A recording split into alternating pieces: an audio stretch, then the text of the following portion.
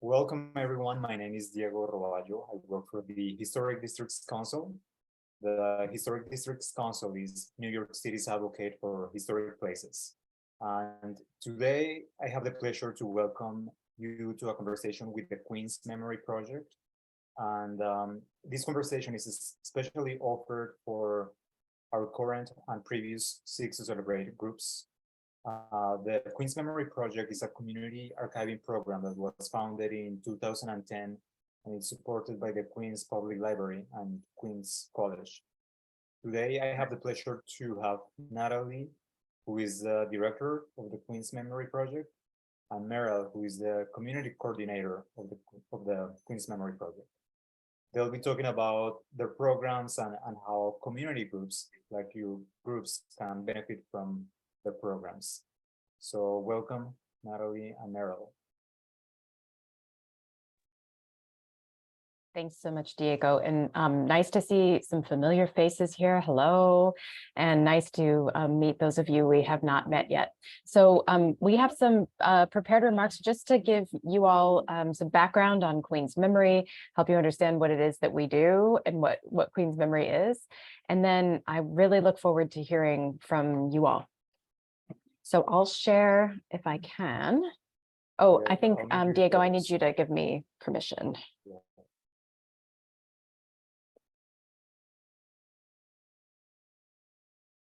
There we go. Thank you.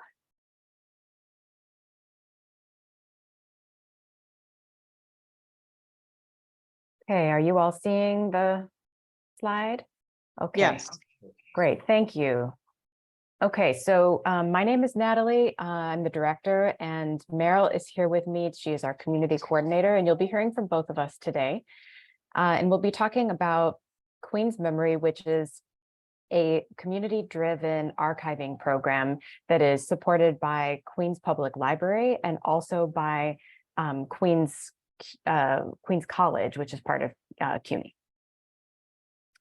So the mission of the Queen's Memory Project is a push-pull mission. And so it has always been to push archival collections out to communities in Queens and let people know about what free historical resources exist that they can use for their own purposes. And then also, while we're out with people, to invite them to be part of the history making process with us, to engage in the activity of history making and to share their family stories and their neighbors' stories with the collections. And that is really because we're seeking to create historical collections that are a mirror to the communities that live in Queens. And as you know, Queens is a very dynamic and fast-changing borough. And so we really need the help of everybody who lives here to try to capture a snapshot very quickly before neighborhoods change, which they do so quickly. And then I also wanted to share this kind of, underpinning in terms of, the goals for our work, which are really to engage people. Wanted to let that person in, which are really to engage people into a partnership with us. And we try to do that by having lots of different programmatic and service offerings to the public that are all free, that let people interact with us kind of at the level of engagement that they feel comfortable with. And so at the beginning, maybe somebody will just come to see a program that we're doing and just sit in the audience and kind of take in some history, learn a little bit about their neighborhood. And then as they become, more involved, maybe we will invite them to do a full life history interview. And maybe, at the end, we really have partnerships with community members now in Queens who just use Queen's Memory to do their own project. And they do things under the auspices of Queen's Memory, like, create neighborhood cookbooks or get together with, their neighbors, their community board, their, family members to do, perhaps an oral history project that they're interested in doing. And they use our forms and they use our library as a preservation partner to that work. And so these are some of the different examples of things that are kind of at those different levels of engagement where, people can attend panel discussions that we do, and listen to our podcast. And then, really as they get kind of more involved with us and continue kind of circling back to us over the years, then, it develops into these real partnership relationships. And there are community members who we really consider part of our core team at this point, who are doing really amazing, excellent work. So that's a little bit about, our goals for the work. A little bit about what we've accomplished so far is that since our founding in 2010, we have collected about 1,000 oral history interviews in our collections, and we've done many hundreds of live events. Those live events are both in-person events and also virtual events. And so we sometimes do live streaming events. Sometimes the things are held on Zoom. And then we have things both at our libraries, because the Queens Public Library system has over 60 locations. But then we also do lots of events at partner organizations. So historical societies, even parks, outdoor events. I mean, we've really tried to partner with as many community partners as are interested in working with us. And of course, our collections represent people who are from extremely diverse backgrounds, which is really exciting to us. And we're trying to, again, capture stories that are as representative as possible of all the people who live in Queens. And all of this, to give you a sense of how all of this started, in 2010, I was a graduate student in library school living in Flushing to be close to Queens College. And I interviewed my neighbor, Anna Lou Christensen. This is a picture of Anna Lou with her family. She's the little girl on the top left of the photo. And she had lived in the same neighborhood continuously for about 90 years by the time I met her. And to give you a sense of where the neighborhood is, for those of you who know the Flushing area, this is south of the downtown area. That's kind of like where the train stops are, and then north of Casino Park. So it's an interesting little neighborhood with a lot of 100-year-old mansions and people who had organized into a kind of neighborhood association group there. And so I started by interviewing them, and then reached out to people who were in our immediate neighborhood to do other interviews. So those were really the first interviews that we did with people. Here's a picture of Anna Lou and her daughter Susan at the time that I met them. And this was a wonderful interview. And I think that after I interviewed her, everybody else in the neighborhood kind of breathed a sigh of relief, and they're like, okay, you got the interview with Anna Lou. Now you can interview other people. But they were really, they all knew that she was really the person that they all honored and respected as an elder, and also as somebody who just really, really knew the neighborhood. And we needed to get all of those great bits of information just like out of her head and into a recording. And so we were able to do that. And actually within the first year that we existed, she passed away, and all of her kids came to our launch event, and they were listening to her recording and realized that it was actually the only recording they had of her voice. So we realized pretty quickly that this project was going to have a lot of personal importance to families living across the borough. And I'm really excited to be still able to do that now. And what has continued as a theme from the beginning of when I was doing this is that it was a dig where you stand kind of approach, and that has really continued. And so when we do our oral history interviews, they really are mostly done by people who live in Queens and who are interested in interviewing their family members, their classmates, their teachers, their coworkers, their neighbors. And we really value those relationships that they have and the knowledge they have about the person that they want to interview as a way of honoring them and adding their story to the historical record. And we train people, and Meryl will talk a little bit more about the regular training sessions that she offers, but we opt less for professional oral historians and more for people who are knowledgeable about communities that are local communities and in engaging with their loved ones and with their neighbors to do this work. And so we get a lot of stories that are people who are migrants, of course, from other parts of the world, and they tell us about how Queens has changed the way that they do their traditional recipes, the ways that they plug in with educational and religious communities, neighborhood groups. And we really want to understand people's relationship with place and their relationship with their communities and kind of how they fit into the place where they live. We also, the other kind of main part of our work, besides the oral history work, is our work digitizing visual materials. So we have things that are, we have scanning days sometimes, like the one pictured here, where we ask people to bring things out of their attics, show up, we digitize them, and we send them home with their original objects because we only collect digital things. But we also send them home with a flash drive that has everything digitized in high resolution so that they have a backup for all of those materials to just keep them a little bit more safe. We also talk with people about safe ways to store their physical items to make sure that they have a good plan for, having good housings and safe storage places around their homes or other places where they're keeping things. We also do scanning partnerships with organizations, and I know that we've worked with the Maple Grove Cemetery, for example, to digitize their records. And now I know that they have, a PDF of a big old ledger book that they used to go through like physically, and now they have a digital version that they can use that's full text searchable.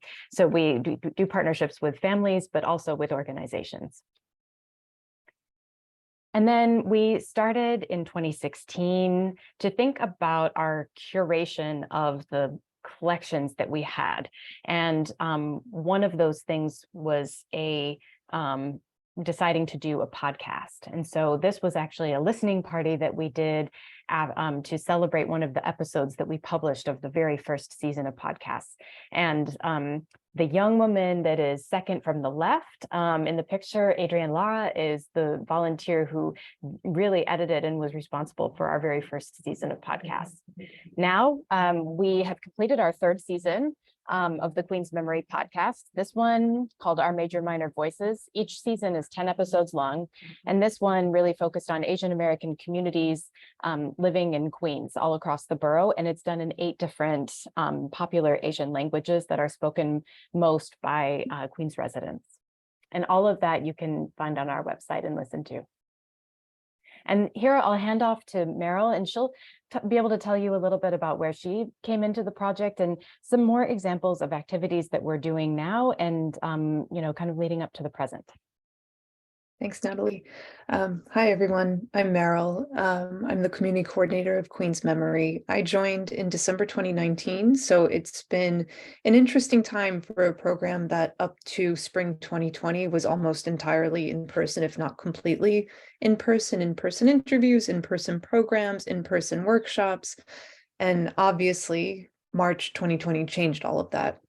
And after an initial, thinking through, okay, it's going to be 2 weeks and then we'll return. Obviously, that did not happen. So in April 2020, we launched our COVID-19 project. And this approach has really changed the way that Queen's Memory programs and interviews work. At that time, of course, we could only do things remotely, and we were figuring out a lot on the fly to think about how do we do Queen's Memory style work when we can't meet at the local library, when we can't go to somebody's home to record an interview. It just wasn't possible, but we wanted to continue doing Queen's Memory work, especially at that time when Queens was the epicenter of the epicenter, and our entire team and everyone in the city, of course, was being directly affected by the pandemic. So we shifted excuse me, to an online model. So recording interviews online, accepting public submissions online, and we were inviting people to share with us, how are you doing? How have you been getting through these especially unbelievably hard times? And we recorded dozens and dozens of interviews and received hundreds of public contributions to the COVID-19 project, where we get a sense of how somebody on the front lines was coping with their day-to-day, what they were seeing for the first time ever in their professional lives, all the way to somebody like a high school student who's suddenly trying to figure out, how do I do my schoolwork when I am sitting at my kitchen table and my dad is on the phone right behind me all day? And this is the way that we have to just live life right now. So we get a big array of experiences. And the second season of our podcast actually was pulling a lot of material from this COVID-19 project and became a series of original interviews as well as public contributions that became its own standalone podcast series. And at the same time, we were thinking about there was just tremendous interest in Queen's Memory and finding ways to connect with each other.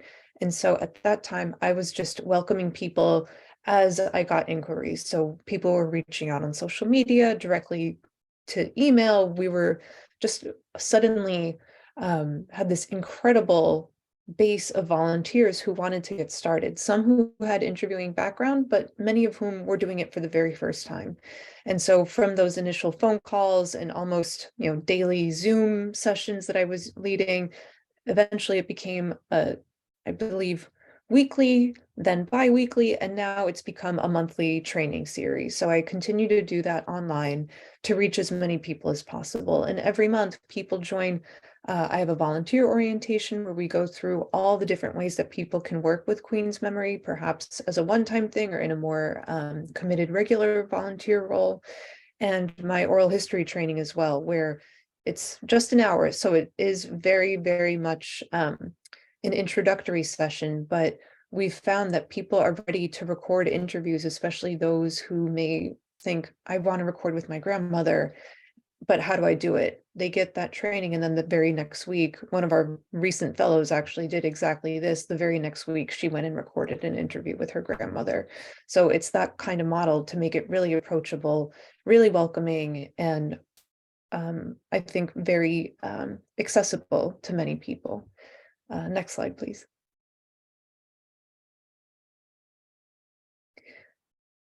And so in the style of our COVID-19 collection, which has been this crowdsourcing effort, we've done some others over the last 3 years as well, not all pandemic related.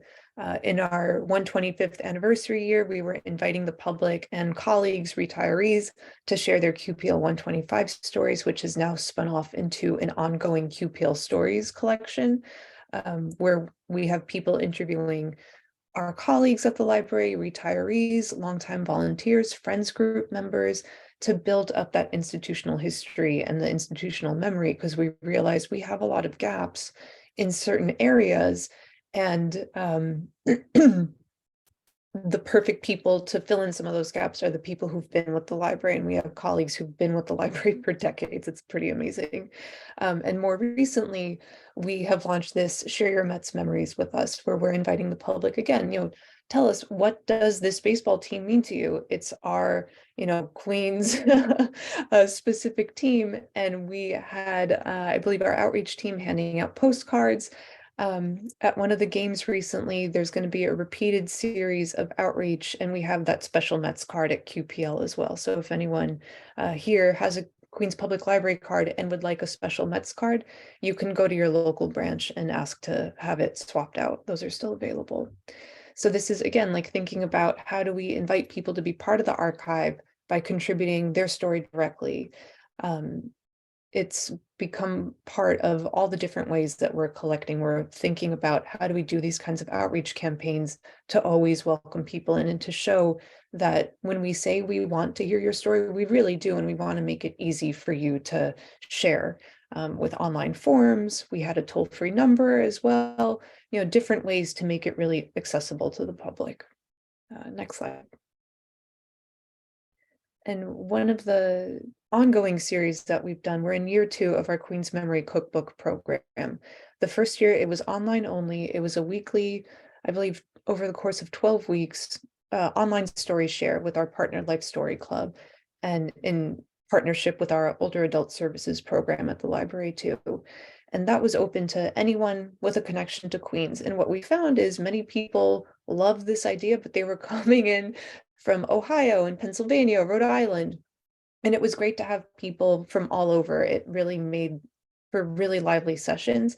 And in year 2, we thought, let's make it really hyper local in a way. And so I've been working with the Ridgewood Library and St. Albans Library to do an ongoing series. We have an online story share once a month for each of those libraries, and then an in-person program. I'll actually be at the Ridgewood Library later this afternoon if anyone happens to be in the neighborhood, stop by. And all of this culminates in an actual printed volume specifically for these locations. We are going to for sure have our St. Albans cookbook ready later this year, because we've seen it's really worked for that library, and for some of our community partners. The Addisley Park Civic Organization has been really helpful, and some members who have been, community collaborators, and we finally landed on this program series to bring Queen's memory more locally to the neighborhood. Ridgewood is also ongoing. It's been different between these two locations to see what works, what doesn't, what can be adapted. And then in year 3, we actually just had a meeting about this a little earlier this morning. We're hoping to continue and make it, again, really open to anyone who has a connection to Queens, whether they're currently residents or perhaps they lived here in the past. We've seen some people in the Ridgewood neighborhood, for instance, who grew up or their grandparents lived in Ridgewood. They have since moved away. They don't have that direct contact now, but they are joining our story shares to talk about when I went to visit my grandma in Ridgewood, we would always go to the pork store. And this is the type of food that I would get, the free samples that the deli man would give me. And it's that local connection across time. So we're getting more recent residents who've moved to the neighborhood, maybe in the last couple of years, along with people who've been in the neighborhood for decades and sometimes multi-generations as well.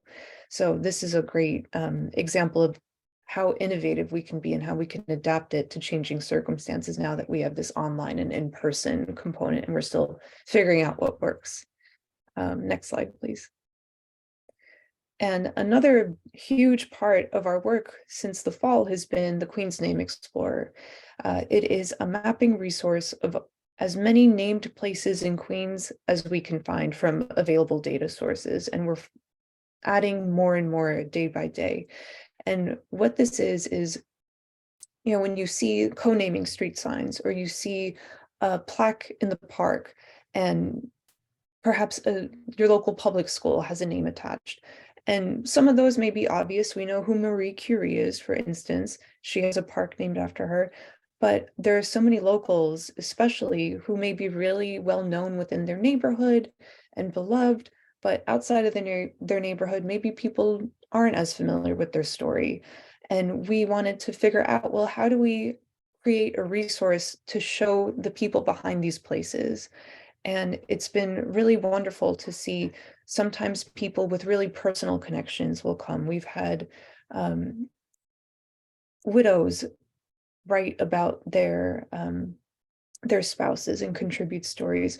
One of our colleagues at the library, her grandfather has a park named after him, and she recorded a whole video talking about her memories of her grandfather and filling in some of those personal details that an official obituary or other media reports may not have. And just yesterday, we had a listening event at the 34th Avenue Open Street, where a group of CUNY journalism school graduate students had produced these short documentaries in connection with Name Explorer to interview, again, friends, family, community colleagues who remember some of the people. And we had a couple of family members come and listen to the stories. They hadn't heard these before. And one woman's granddaughter, we were literally at the corner, Mary Vavrushka Way on 93rd Street. You can see from our listening station her grandmother's street sign. And her granddaughter is sitting there listening to a longtime friend talk about Mary and her memories. And she was just completely overcome. And it's that kind of personal connection. Hopefully the granddaughter will contribute her story as well. But for those of you here who may know exactly what I'm talking about, know some of the people who are honored by street co-namings in your neighborhood, we invite you to contribute. It's very easy. We have an add edit button right on the page there to add your story, photos. And if you'd like to record a remembrance, we're happy to set that up too. Next page. And this is a view of the map. So here you see we have 1,300 named places identified, more than 1,000 places live on the project page. We've had thousands of website visits since the launch, and we are seeing that people, when they see it and they realize like, oh, I had no idea that something like this exists. That's exactly the need that we were responding to. And for people who stop and wonder, well, who is this? I was just thinking, I'm in Kew Gardens, right south of my building, there's a little square, and I was thinking the other day, who is Max Wernick? And I was able to look him up on the map and see, oh, now I get a sense of why this particular park is named after this man, and I get to know a little bit about his history. He was in the neighborhood many decades before I came here, but it's nice to see some of those connections build up over time. And that's exactly the kind of work that we really love to do at Queen's Memory, to uncover some of those hidden connections and to record the stories that may otherwise go unrecorded. And I think now we're at our very last slide. These are all the different ways that you can follow us, engage with our work, and I'll add some links in the chat too for some of our upcoming programs.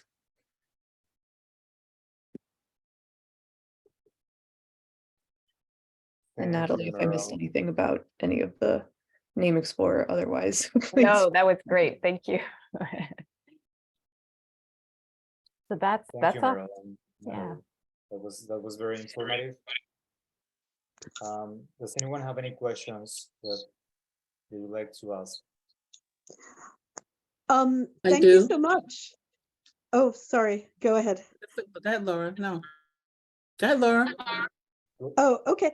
No, I just wanted to say this is really wonderful and exciting work. And I was wondering how we in Bushwick, being that we're in Brooklyn, could collaborate.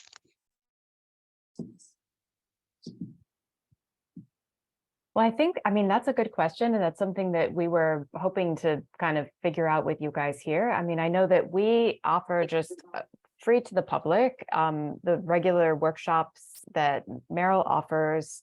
So if you guys are interested in doing some kind of a project and you just wanted to pick up some training on interviewing or something, you'd be welcome to be a part of, any of our workshops that we offer regularly. And I think that if you wanted to do some kind of a special project in your own community and wanted to plug in some help from us, then we could talk about it. Definitely our mandate is Queens. And that's really the scope of our of our collecting, certainly. But I think we could talk. Thank you. Yeah, that would be wonderful. Like maybe this could become a spin-off project, the BK version. Cool. Deborah? So I'm thinking, I like all of this. I mean, it's fantastic. There are two questions to two people, but not answered in the same time in order. When I was looking for ownership of my home, I think I went back, I found out the house was like the 30s or whatever, but the database and the Borough Hall was transferred from paper to digital. So a lot of that information in terms of first owners are missing. You have to go there physically now. Did you find that to be the case when you were digitalizing? That you were missing a lot of information that was in Borough Hall, county clerk, but it was in paper form, and half of them was, I think they threw it out. Oh dear. Yeah. I mean, what we are typically digitizing are archival records that are at the Queens Public Library. And so we're just digitizing what is there in the collections and trying to get them up online. And that's just the regular work of the Queens Public Library. And then when we're digitizing things for the Queens Memory Project, it's really things that we're inviting the public to bring to us. And so we're just, seeing whatever folks bring. And if we know that it will have some research value for somebody in the future, then we bring it into our collections. And the second question is, looking at America right now and burying truths, as painful as it might be, in the history of Queens and of Brooklyn, do you tell both the good and bad? Do you invite both the good and bad? Because I live across from Ridgewood, and I grew up understanding that there were distinct communities, German, Polish, Romanian. On Bushwick side, at the time when I moved in, drifting from German, it's Irish and etc.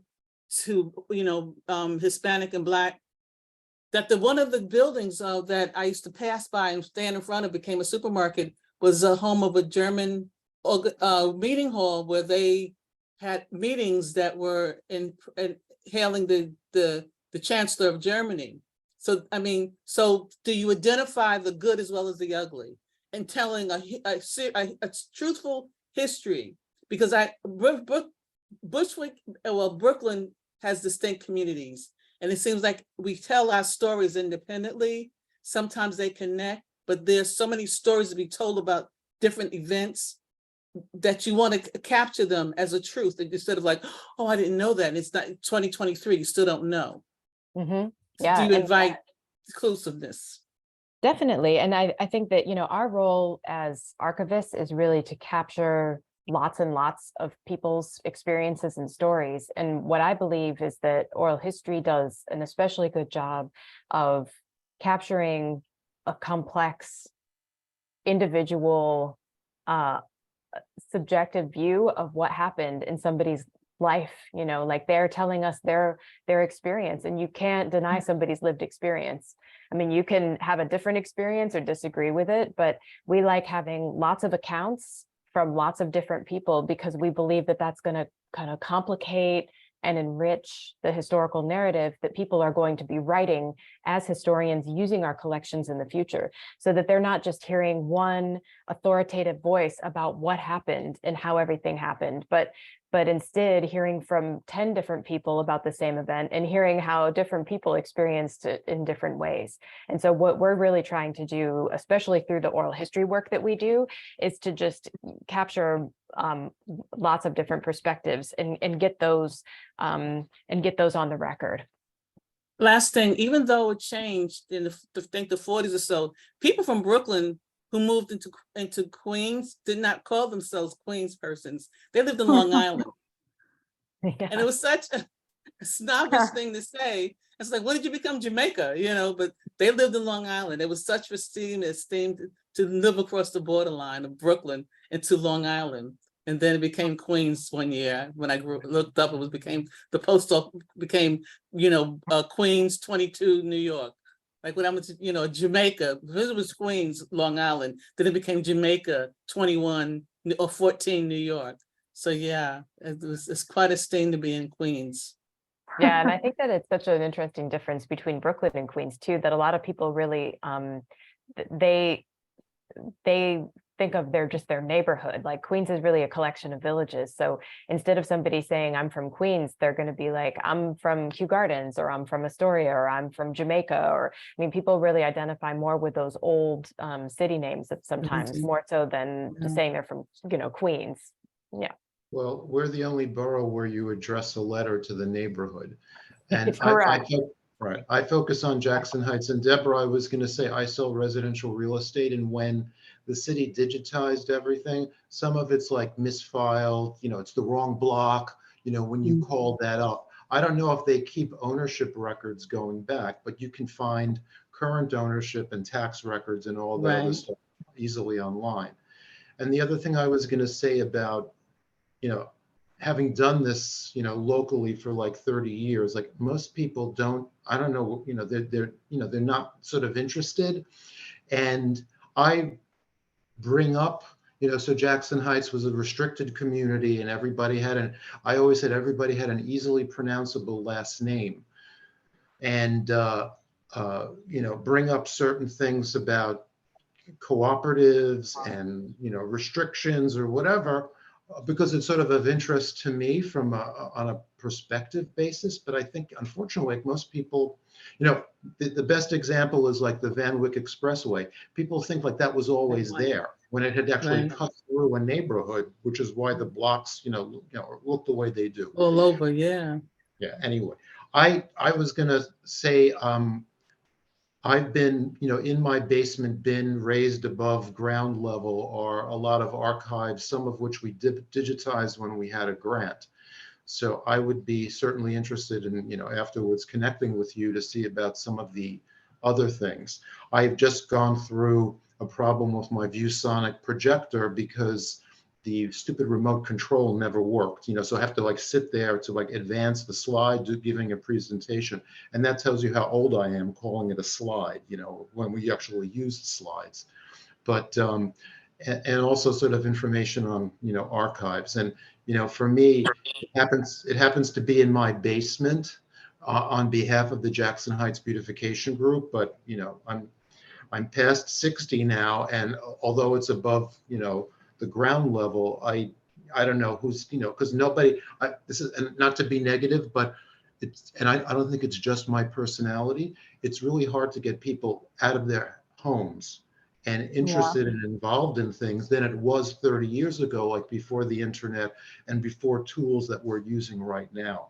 And I think anything that you've done to actually reach out and get that from people is a big plus, because a lot of times you got to pull, if it's not something they're interested in, you know, they're going to just walk on. Not to be negative, but you know, having done this, there are a lot of architects in the neighborhood. We never hear from any of them. You know, everybody's so busy now. But anyway, that's my lecture for today.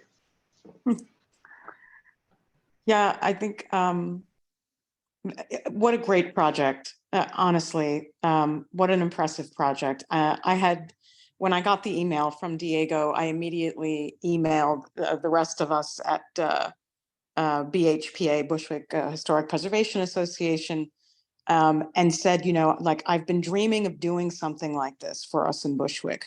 And the original idea that I had was to reach out to some of the online Facebook groups, Bushwick nostalgia groups, and ask people, I want to see your photo albums, your family photo albums. The original idea was connected to our goals, our landmarking goals.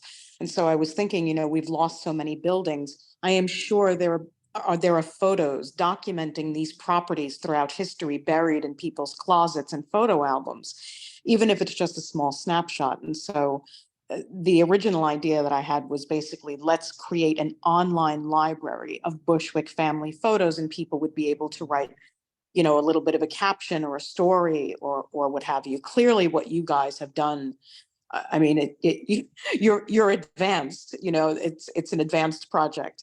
And it's extremely admirable. I would love to do something like that for Bushwick. And like Deborah said, to be able to represent all of the different waves of communities and sometimes the conflicts that arose between those communities, you know, over time. But, you know, it's like I always say, you know, for good or for bad, we each have a connection to this neighborhood. And, you know, right now we are an active part of what will be, you know, its history in the future. And so to try to capture that and include everything, the good, the bad, and the ugly, you know, it's admirable. It's a project we would love to take on. I just think, you know, the mechanics of it, there would be a lot of moving parts. That part of it is a bit daunting. But in principle, I absolutely, I love the idea. And I guess my one question would be, how do you think this might help landmarking initiatives to do something like this, or may not?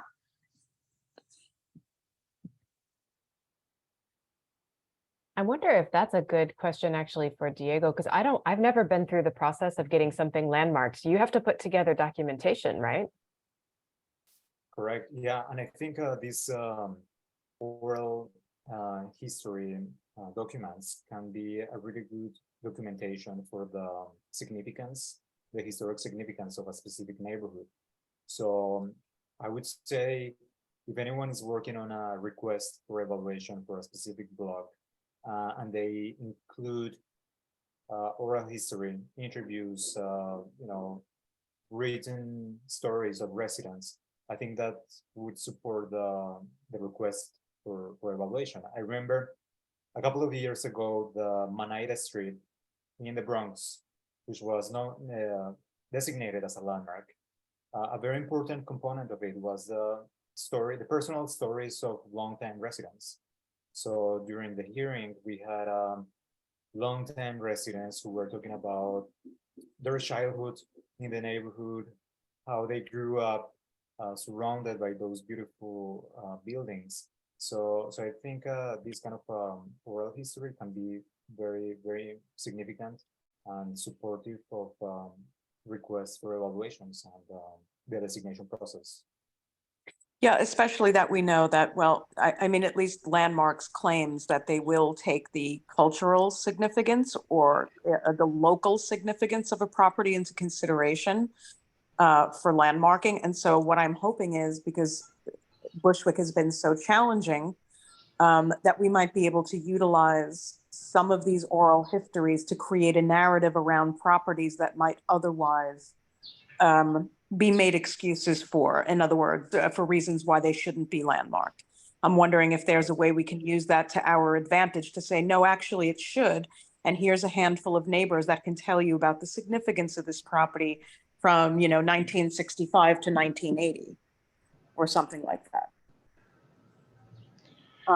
And honestly, like, long time, I mean, Deborah, correct me if I'm wrong, you've been here since 1957. I mean, I feel like stories from her and some of our other members that are here since 1975, 1980, they are the ones that can jump in and say, no, actually, there is an important history behind this building, and, this is why we feel it needs to be saved. May I comment? I want to tell you a little story, a brief one. My aunt in South Carolina is 103 years old. Starting at 102, 101, she was beginning to repeat herself, short-term memory loss. And her son, who stays with her now, says she repeats herself over and over again. Well, I, as the visitor, had more time to listen. I just so adored her. Every time I listened to her repeat herself, which was every 5 minutes, she'd say, today's a good day to go shopping. I was born in the country, and we had chickens and I said, yes, did you know that today was Monday? Yes, I do. And it's a beautiful day, I said, but I was born in the farm, Each time she told that story, I heard something. I identified a new relative, I identified a boundary, I identified a historic event that's not written in the textbook, because I learned about the internet. You won't find it if no one writes about it. So your stories do help with landmarking, because you never know what you will hear that lends credence to something that you will see. So we look for the visual with landmarking, but it's the stories that give it the flavor. It's not just the building, it's what happened in that building and after it was built, the history thereof. So this is a good thing. The stories are a good thing, because you can hear stories that you never heard before and then do the research and go, aha, what corner was that? You find, because someone has written that story and put it online. That's it. Well, I could say from experience, maybe the Landmarks Commission has gotten a little, I don't know, softer is maybe the wrong word, but in an area like Jackson Heights, when they drew the borders, I mean, there were things like a block away that were contemporaneous and of equal quality to what was within the historic district. And they drew the line and that was it. And then about 7 or 8 years ago, we attempted to expand it. And then the pandemic and other stuff got in the way. And I had a meeting with them and, it was like talking to the wall. And I always use the example, which everybody is welcome to. If this was in Manhattan or like Brownstone, Brooklyn, it would have been landmarked already. They probably heard that from more than just me. And in this case, it was a named architect whose work is landmarked in Manhattan. And it was like, they couldn't, I was talking a different language. So not to be negative, any ammunition that you have will be helpful. And you have, but if it's a historic district and they're drawing lines, they have criteria. And actually, this I think will be valuable, is when we went for our extension. And I'm not saying that, gee, I'm a genius, it's sort of like leadership by default because nobody else wants to do anything. Is that, so it's nice to hear new voices, young voices, old voices out there willing to do the work. But what they did with my proposed extension, which included the architect, the year it was built, photographs and everything, is then they graded from like highest quality to low quality, what was even considerable. And what went from, this is the Landmarks Commission, and it was like color coded. And so what was one color that was acceptable was a minute portion of what had been, sort of requested. We knew you're not going to get everything, but it seems as though, at least as of a couple of years ago, They did have a more sort of analytical quantitative system because they have to, because otherwise they're going to be accused of playing favorites and all of this and with, you know, and whatever, where at least it seemed like a rational approach to what they were doing, as opposed to 30 years ago. It seemed like, I don't know who was deciding what, but that's where the boundaries ended up. So you've got to. Yeah, I know, Deborah, you know what I'm about to say, right? I know, I'm watching your expression as he's talking. Mhm. So Daniel. Persist, Daniel, persist. Yeah, persist is right. Everything you're saying is hitting the nail on the head. We are currently up against a great deal of resistance with LPC. We finally, last week, Bushwick got its first historic district last week, which was the Linden Street, where Deborah's lived since 1957. She finally got her block landmarked. It's if you're not familiar with it, please look it up. It's an exceptionally beautiful block. It's the type of block you look at and go, why was this not landmarked back in the 1960s? It's ridiculous. But at any rate, while we're very excited about it, and it's one less thing for us to worry about on a daily basis as we walk through the neighborhood and wait for the, ubiquitous sidewalk shed to pop up. The truth of the matter is that it's low-hanging fruit. It's that beautiful that it was just so obvious it should have been landmarked. What we're concerned about are the properties that maybe have had some alterations, but due to Bushwick's very difficult, traumatizing history, it's miraculous any of these properties survived. And so, to your point, Daniel, I've tried making the case and will continue to try to make the case to LPC that they need some nuance, sort of factored into the equation when they're making their decisions about what's landmark worthy and not landmark worthy. They tore down 2 years ago, they tore down the Charles Lindemann House, and it was one of the most architecturally significant buildings in the area. And they tore it down because in a last minute, attempt for us to save it, they said that they wouldn't because the shingles had been stuccoed over. Mm-hmm. So, my answer to her was, well, it was a miracle it wasn't burned to the ground and stucco can be removed and shingles can be replaced. So they are very pro real estate lobby. They are very pro developer. They make little to no bones about it. It's pretty transparent at this point. And we know we have a tremendous uphill battle. So to the extent that we can use things like cultural value, I think that we should try to make that point. One other thing, Daniel, one other thing that you said that was important was about if this were Manhattan, this would have been landmarked already. There is currently a movement amongst various neighborhoods like ours, including Crown Heights, Bed-Stuy, talking about the way communities of color have been treated in comparison to other neighborhoods. And now that LPC has been made aware of it, it would seem that, they're looking to check off boxes to claim that they're not engaging in discriminatory behavior, but you don't get the sense that they're sincerely interested in these neighborhoods just the same. And so the problem and the bias continues. Right, they've basically run out of sort of more gentrified, so what came first? First came the quality of the housing stock, then came the neighborhood changed, then came, gentrifiers or whatever, and they basically run out of that in, you name it, Brownstone, Brooklyn. So, yeah, exactly. So they're now dealing with more subtleties, and I think there is sort of certainly more pressure than there was 30 years ago. And I think I guess KGPA is Kew Gardens, is that correct? Right. Yep, so you're also right. So I mean, you're newer of the meeting. Right. You're not a brownstone, so they finally got past the brownstones and things like that, but it's right. You probably have a lot of long-term residents too, but for me, and Jackson Heights is probably of similar vintage, mostly to Kew Gardens. The one woman I interviewed, died at 100 2 years ago, and they had moved here in 1924. So those kinds of things are really leaving.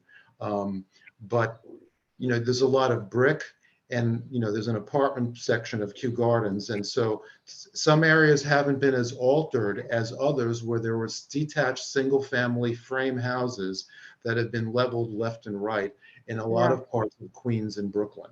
And so, Elmhurst used to have detached frame houses. Maybe there's one, if at most, because since the 1961 zoning resolution, and as each decade has gone by, they're worth more dead than alive. And so, getting back to the Queen's Memory Project, I mean, that's one area where, maybe more contemporary sort of voices can be heard. And then a lot of it is even convincing your own neighbors that what they walk by every day is sort of worthwhile, because people were so brain dead about going to the subway or going to the supermarket and don't appreciate things. And we found, having been part of this for over 30 years in Jackson Heights, that starting up, cleaning up your front yard, and it becomes a little more viral, to use a contemporary word, where people who, and again, 30 years ago, it was like pre-Giuliani and, whatever. Not that he's a saint by any stretch of the imagination, but the perception that it's only going to get worse, and that like, why bother? And like, who cares? And somebody's going to destroy it I tomorrow. don't mean to cut you, but we're approaching the end of the meeting. Oh, sorry. I want to be respectful of Natalie's and Meryl's time. And I think if you guys want to be involved in oral history, I think a good first step would be attending the workshops that Meryl offers. So I'm going to be sharing the links and all the information about that, so that you can learn more about that, and you can always reach out to them and reach out to us if you have any specific ideas or projects that you want us to be involved with. But I want to thank Queen's Memory Project for joining us, for giving this wonderful presentation to us, and to all our attendees from Kew Gardens, Jackson Heights, Bushwick, and everywhere else. This is a wonderful program, and I hope you take advantage of these resources. Thank you so much, Diego. This was wonderful. Thank you all very, very much for your time.